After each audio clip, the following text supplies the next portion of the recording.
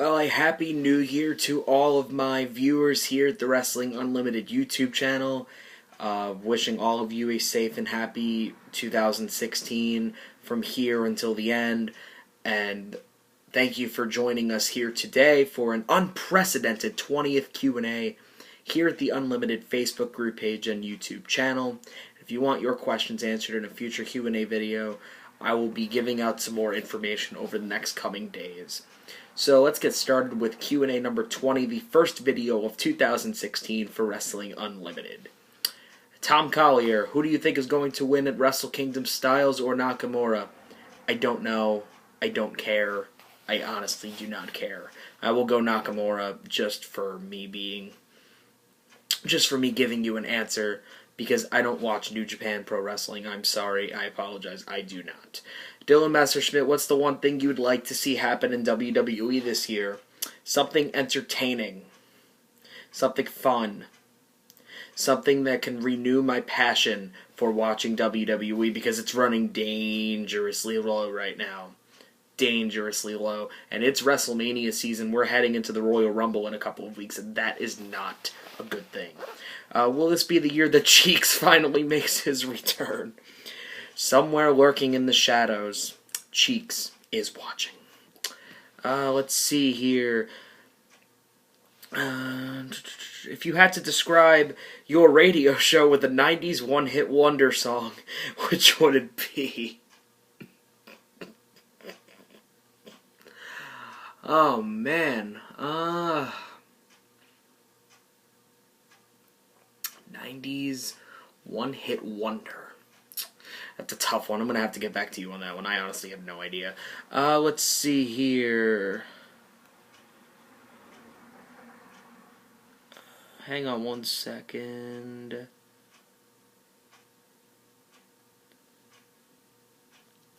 Alright, how can guys like Chris Jericho go years without getting injured, but guys like Randy Orton could tear their ligaments by blinking too much?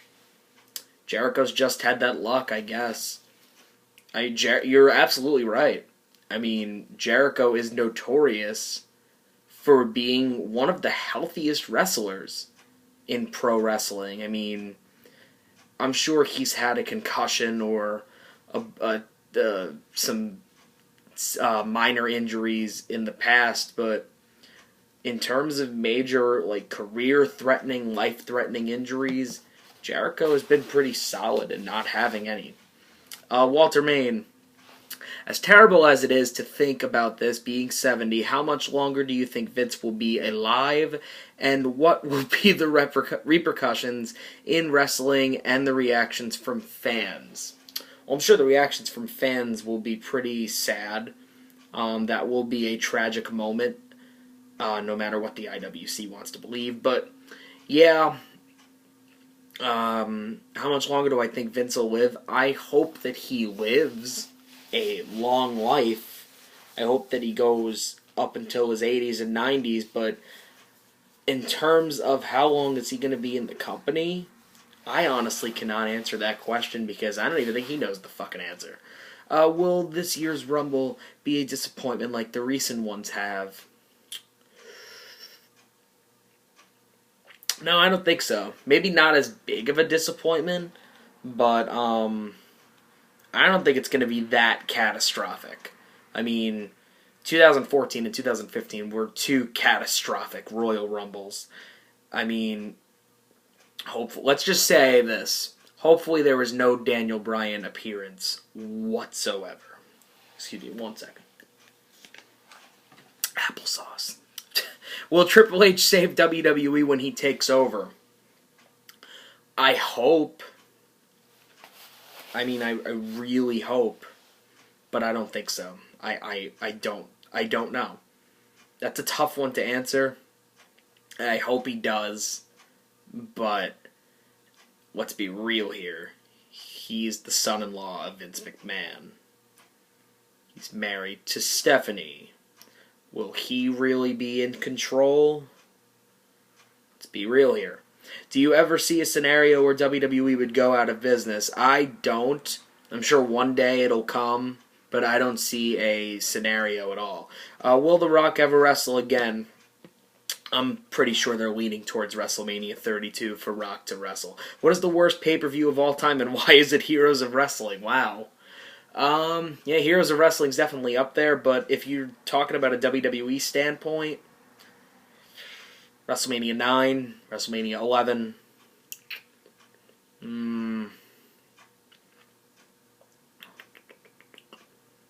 any plethora of 2015 pay-per-views,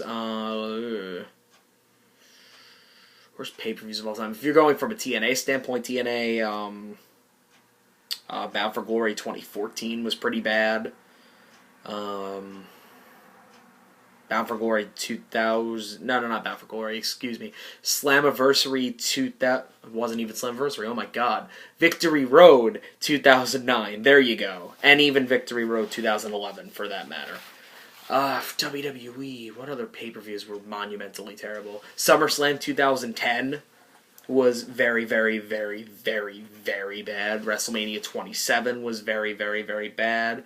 25, in my opinion, was not that great. But I think the all-time worst WWE pay-per-view would be WrestleMania 9. I think the all-time worst wrestling pay-per-view, other than the WCW ones, would probably be Heroes of Wrestling. Worst finishing move ever. I'm pretty sure I've been asked this before. The knockout punch from the Big Show and the Khali chop from the Great Khali. Stupid. What do you think is the best finisher ever? I don't know if it's the best, but my favorite is always Petey Williams' Canadian Destroyer. That's always my favorite. I don't know if it's the best, but it's definitely my favorite. Who is the best in-ring competitor ever? Oh my god. Dude. That's a tough one. If you're talking about actually, like, in-ring as in wrestler, or if you're talking about who drew the most or who was most memorable, if you're talking about strictly in-ring skills, Kurt Angle is definitely in the top 5, because, let's be real here, he won a gold medal for actual wrestling.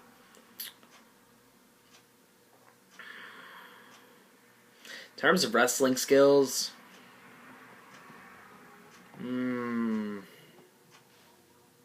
best in-ring competitor ever. I mean, guys like Eddie Guerrero, Bret Hart.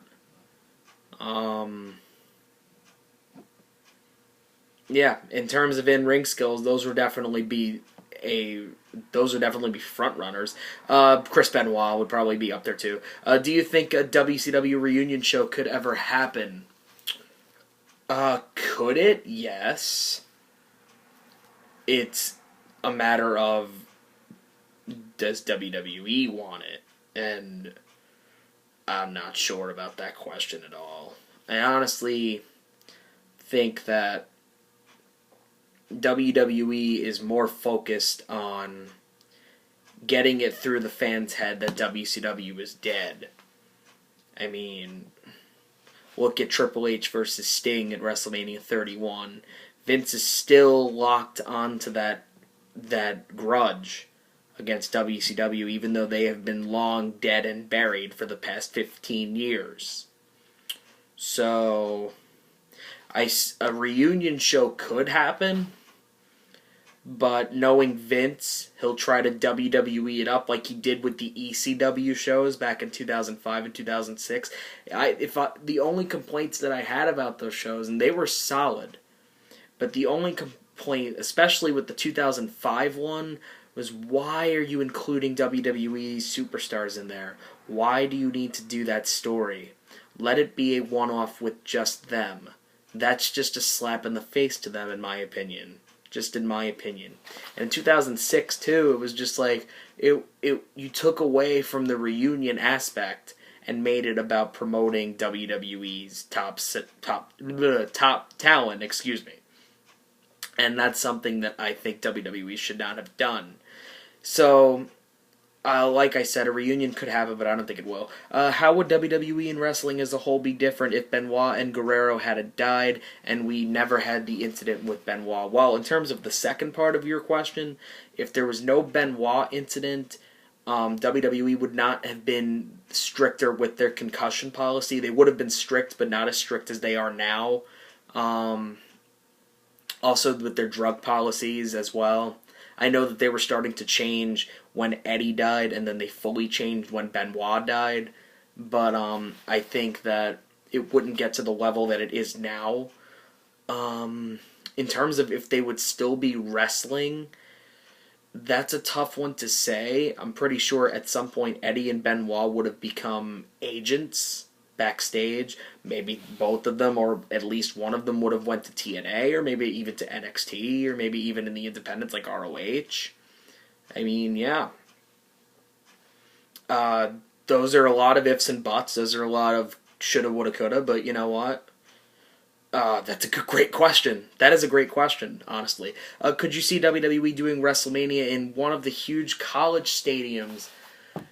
If they ever wanted to do WrestleMania in Pennsylvania, they could do it at Penn State and Beaver Stadium and just bill it from Philadelphia or Pittsburgh, and you would easily get at least 95,000 people there, because isn't the capacity like 105,000?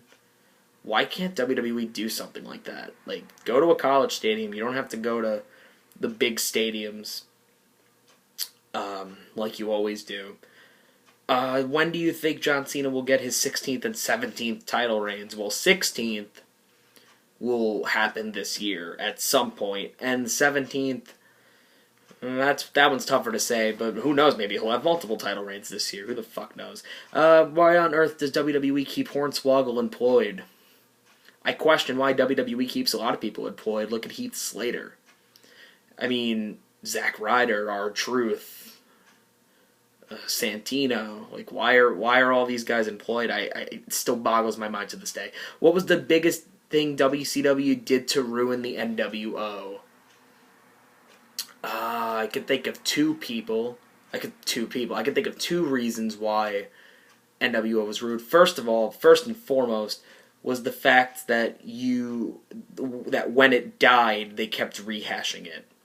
Every time there was a faction, it became an NWO ripoff. Every time something big happened where you had this group of guys that were, hungry for success, it turned into an NWO storyline. And that, to me, made it lose its significance and its relevance relatively quickly.